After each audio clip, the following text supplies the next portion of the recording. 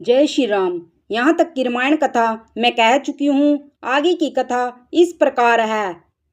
श्री सीता अनुसुईया मिलन और श्री सीता जी को अनुसुईया जी का पतिव्रत धर्म कहना।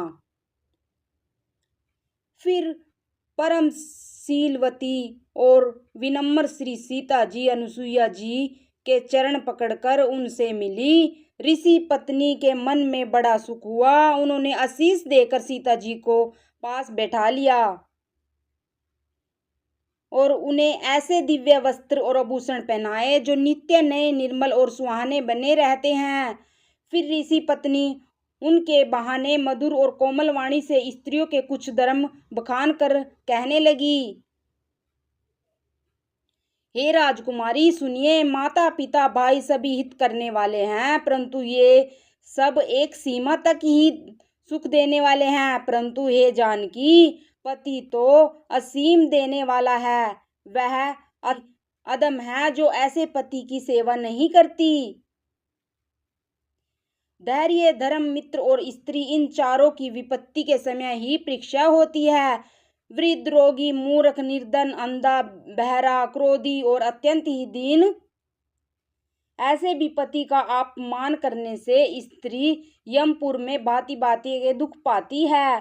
शरीर, वचन, मन से पति के चरणों में प्रेम करना स्त्री के लिए बस यह एक ही धर्म है, एक ही व्रत है और एक ही नियम है।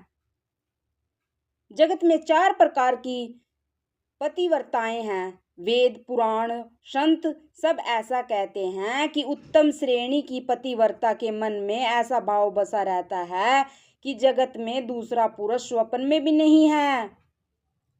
मध्यम श्रेणी की पतिव्रता पराये पति को कैसे देखती है, जैसे वह अपना सगा भाई, पिता या पुत्र हो, अर्थात समान अवस्था वाले को वह भाई के रूप में देखती है, बड़े को पिता के रूप में और छोटे पुत्र के रूप में देखती है। जो धर्म को विचार कर अपने कुल की मर्यादा समझकर बची रहती है, वह निकृष्ट स्त्री है, ऐसा वेद कहते हैं। और जो स्त्री मौका न मिलने से या भयवश पतिव्रता बनी रहती है, जगत में उसे अधम स्त्री जानना। पति को धोखा देने वाली जो स्त्री पराये पति से रति करती है, वह तो 100 कल्प तक रौरव नरक में पड़ी रहती है। क्षण भर के सुख के लिए जो 100 करोड़ जन्मों के दुख को नहीं समझती, उसके समान दुष्टा कौन होगी।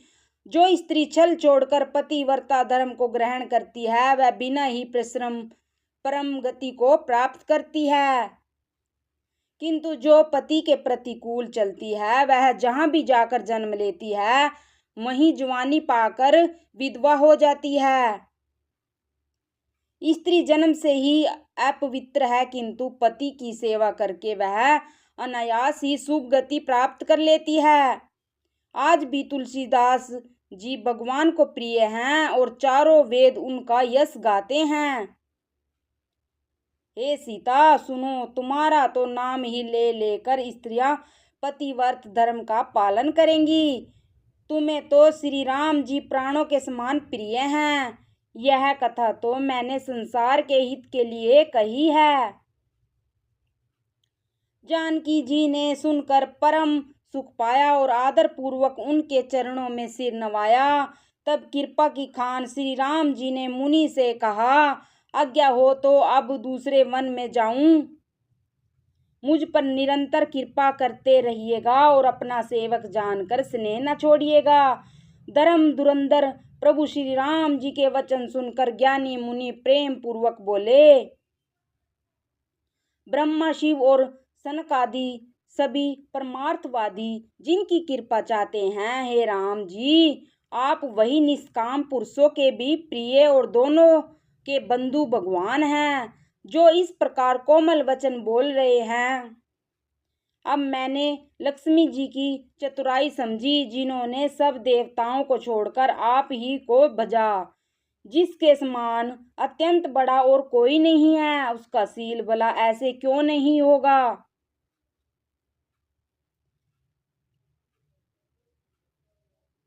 उसका शील भला ऐसा क्यों ना होगा। मैं किस प्रकार कहूँ कि हे स्वामी अब आप जाइए, हे नाथ आप अंतर्यामी हैं, आप ही कहिए। ऐसा कहकर दृढ़ मुनि प्रभु को देखने लगे। मुनि के नेत्रों से जल बहा रहा था और शरीर पुलकित है। मुनि अत्यंत प्रेम से पूर्ण है, उनका शरीर पुलकित है और नेत्रों को भी श्री राम जी के मुख कमल में लगाए हुए हैं। मैंने ऐसे कौन से जप तप किए थे जिसके कारण मन, ज्ञान, गुण और इंद्रियों से परे प्रभु के दर्शन पाए। जप योग और धर्म समूह से मनुष्य अनुपम भक्ति को पाता है। श्री रघुवीर के पवित्र चरित्र को तुलसीदास रात दिन गाता है। श्री रामचंद्र जी का सुंदर यश कलयुग के पापों का नाश करने वाला, मन को दमन करने वाला और सुख का मूल है। जो लोग इसे आदर पूर्वक सुनते हैं उन पर भी श्री राम जी प्रसन्न रहते हैं। यह कठिन कली काल पापों का खजाना है। इसमें न धर्म है, न ज्ञान है और न योग है, तथा जप ही है। इसमें तो जो लोग सब भरोसों को छोड़कर श्री राम जी को ही भजते हैं वे ही चतुर हैं। जय श्री राम।